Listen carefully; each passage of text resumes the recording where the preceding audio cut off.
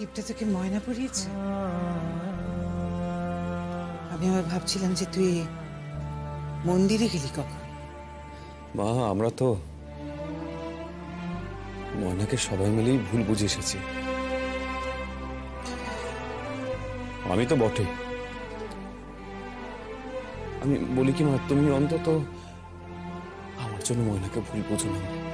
আমি তো তোমাকে বললাম, আমি ভেবেছি যে ময়না হয়তো বাড়ি ফিরে আসবে, সেই জন্যই আমি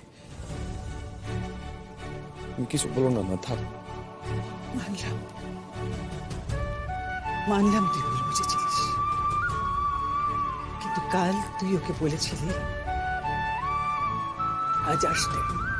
তাহলে ময়না আজ একবার এলো না কেন? বাড়াবাড়ির একটা সীমা থাকে রোদ। আমার এবার সত্যি মনে হচ্ছে যে ময়না সেই সীমাটা অতিক্রম করে যাচ্ছে।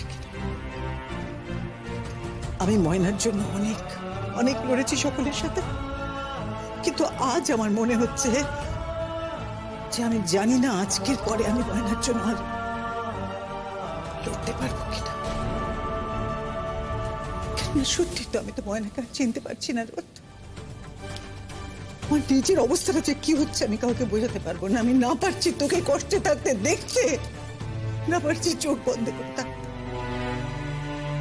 রোদ শোন বাবা,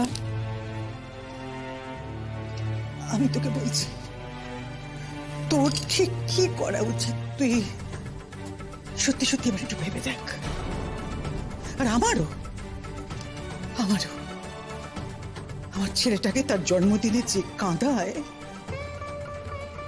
কথা আমি বার কত ভাববো সেটা আমারও ভেবে দেখা উচিত। না মা, তুমি অন্তত আমার জন্য কষ্ট পেও না মা।